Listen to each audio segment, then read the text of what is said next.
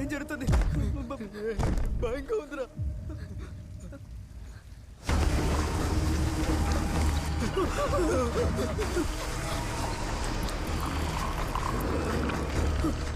గాడ్సా వెనక్కి తిరిగి చూడరా.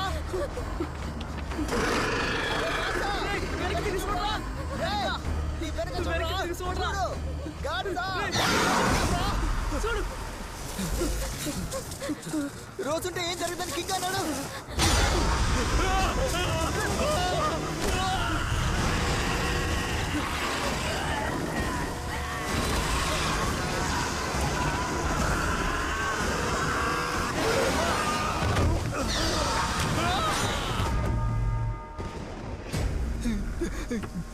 గాచా గాచా రే గాచా రే వెళ్ళకి రా రే గాచా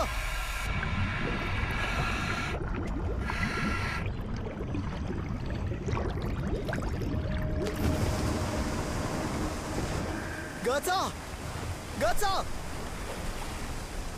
గాచా రే ఏమైందిరా రే ఏమైందిరా ఎవరు థామస్ కనిపించట్లేదు థామస్ లేడే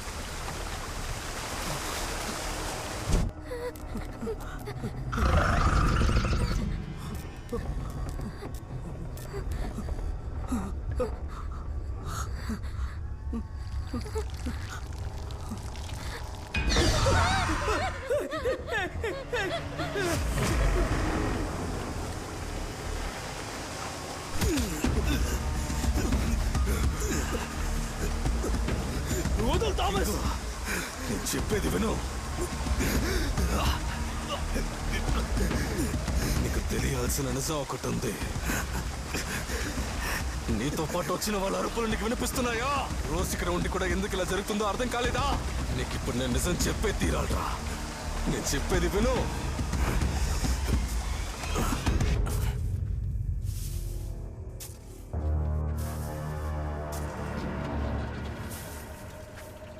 అయ్యగారు నన్ను గుర్తుపెట్టుకోండి. మీ ప్రాణాలని కాపాడినందుకు నా రుణం తీర్చుకుంటే బాగుంటుంది. ఏంటి ప్రాణాలు కాపాడావా? సరే ఇప్పుడు ఏం చేయమంటావు? ఇంకాసేపు ఆగుంటే వాడు మిమ్మల్ని చంపేస్తుండేవాడు. నా వాటా నాకు ఇస్తే చాలు. నేను చూశాను కాబట్టి ఆ నిధి నాకు సొంతం.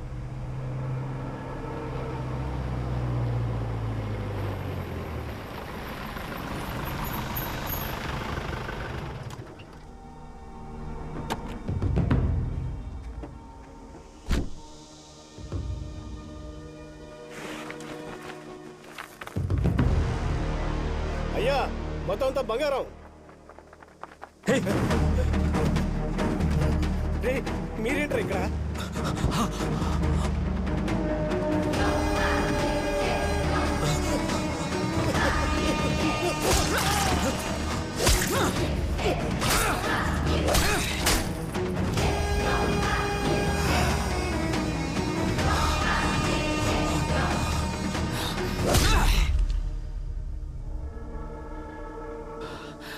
చివరిసారిగా అడుగుతాను, గుడౌన్లో ఏమీ మిగల్లేదు. ఎక్కడ దాచిపెట్టావో చెప్పు. చిల్లర వెధవా. ఎవరి సొత్తును ఎవడ్రా సొంతం చేసుకునేది? నా శ్రమ, నా కష్టం సులువుగా దొబ్బేద్దాం అనుకుంటున్నావా? నువ్వు కష్టపడి పనిచేసినట్టు మాట్లాడుతున్నావు. ఎవడో కష్టపడి తీసుకొచ్చాడు, నేను తీసుకుంటాను. ఏదో ఆవేశంలో సాలమన్ని చంపేశాను. తన్ని చంపింది మేమేనని తెలిస్తే మా అందరినీ చంపేస్తారని బోస్తో పాటు సాలమన్ని కూడా పూడ్చిపెట్టాం.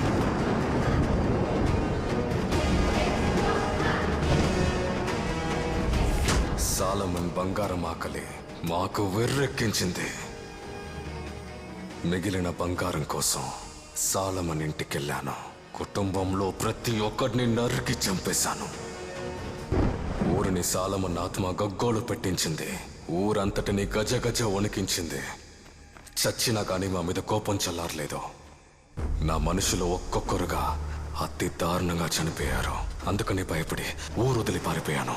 ఆ తర్వాత ఊరు పరిస్థితి తెలిసి 20 సంవత్సరాల తర్వాత తిరిగి వచ్చాను. మీ తాత సాలమన్ స్థానాన్ని నేను తీసుకున్నాను. నీ ఆలోచన కరెక్టే, కానీ దీని అంతటికి కారణం బోస్ కాదు, మీ తాతయ్య సాలమనే. సముద్రం సమాధి చేసేటప్పుడు ఊరిని తగలపెట్టిన సాలమన్ ఆత్మ మెర్లిన్ చేయి పడినా అనగలేదు. మీ నాన్న జార్జ్ వల్లే అణిగింది. అది తెలిసిన ఒకే ఒకడిని నేనే. ఇక నేను తప్పించుకునే ఏకైక మార్గానివి నువ్వే. నీ ద్వారానే నేను ఇప్పుడు ఒడ్డుకి చేరాలి. అన్నీ వదిలేసి వెంటనే బోటుని ఒడ్డుకి తిప్పు. సాలమా, నీ మనవడు ప్రాణాలతో ఉంటానంటే నన్ను వదిలే.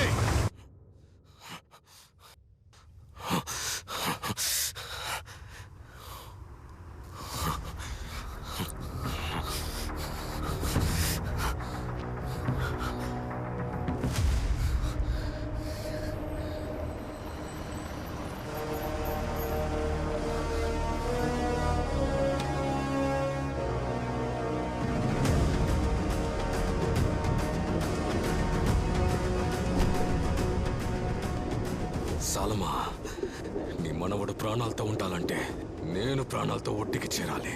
లేదంటే నేను విని ఇక్కడే. లేదంటే నిన్ను చంపిన ఇక్కడే గొంతు కోసి పారేస్తా.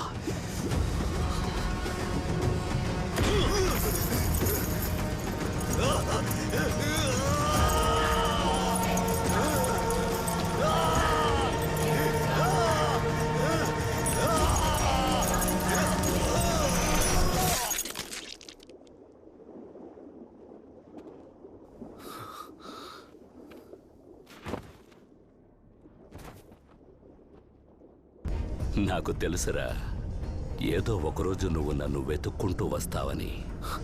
అసలేం జరుగుతుంది ఇక్కడ?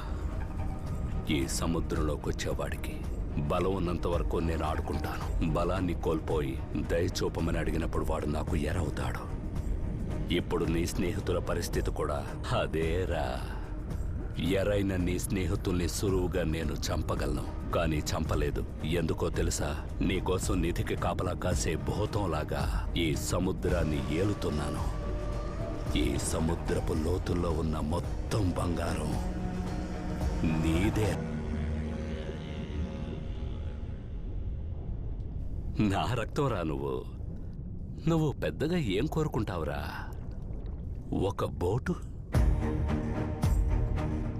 7 డబ్బైనా సరే, దేవుడి డబ్బైనా సరే, ఊర్జన పోగేసిన డబ్బైనా సరే, డబ్బే. నా లక్ష్యం ఏంటో నాకు బాగా తెలుసు. నాకంటూ సొంతంగా ఒక బోటు కొనుక్కోవాలి. అయితే నేను వీటితోనే బోటు కొనుక్కోవాలా? బోటేంట్రా బోటు? తువ్వత్తూరు మొత్తం నీదే. విషయం ఏంటంటే, నేను కాపాడిందంతా నీకు చేరడానికి వీళ్ళు కావాలి. ఈ బంగారాన్ని ముట్టుకొని తీసినవాడు చేస్తాడు, తీసుకెళ్ళిపోయేవాడు బతుకుతాడు. రారా, తీసుకో. ఈ బంగారాన్ని తీయడం నీ వల్లే అవుతుంది.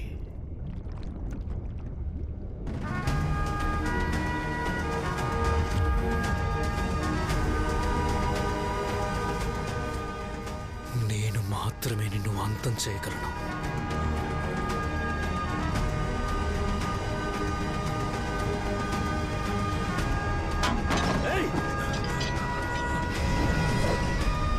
నీ ఆశ కంటే నీ స్నేహితుల ప్రాణాలే ముఖ్యమట్రా? కింగు!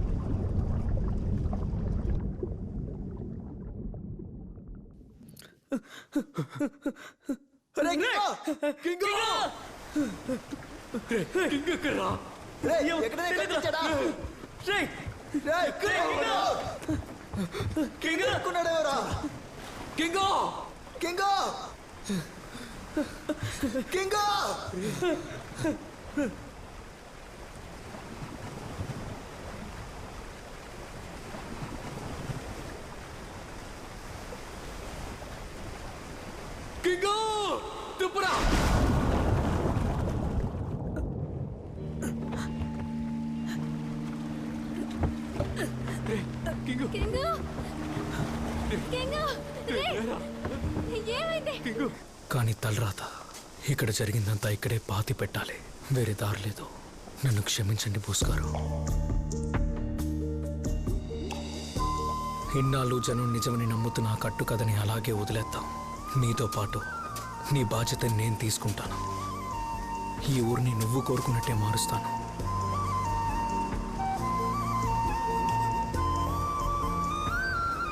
ఇది పట్టుకోన్నా, స్వీడన్ దేశం వాళ్ళది. అడ్వాన్స్డ్ జీపీఎస్ మాత్రం కాదు, ఎక్కువ కనెక్ట్ ఉండడం వల్ల చేపలు వెళ్ళే దారి కూడా చూపిస్తుంది.